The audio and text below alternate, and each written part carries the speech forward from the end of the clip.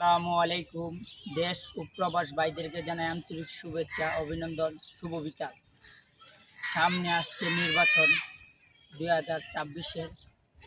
সিলেট এক আসনের মনোনীত ধানের শীষে পেয়েছেন খন্দকার মুক্তাদির ভাই। উনি একজন ভালো মনের মানুষ। সবাই মুক্তাদির ভাইকে ভোট দিয়ে জয়যুক্ত করবেন। তা আপনাদেরকে বলে বোঝাতে পারবো না, এরকম নেতা কোনো বিভাগে নেই। উনির কথা বললে শেষ হবে না।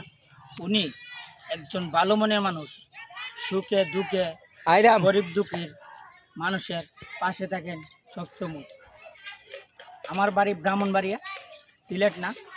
তারপর আমি বলছি 20-22 বছর ধরে সিলেট আছি, কিন্তু মুক্তাদির ভাইয়ের মতন আমার নেতা কোনো দিন আমি দেখি নাই।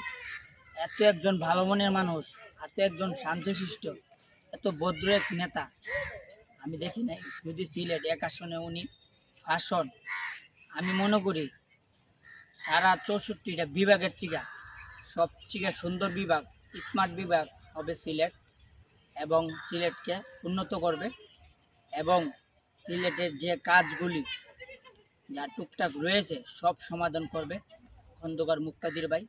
উনি একজন ভালো মনের মানুষ। ধানের শীষ প্রতীক পেয়ে উনি দাঁড়াইছেন, মনোনীত পেয়েছেন। ধন্যবাদ সবাইকে। সবাই মুক্তাদির ভাই ভোট দিয়ে জয়যুক্ত করবেন। ধন্যবাদ সবাইকে।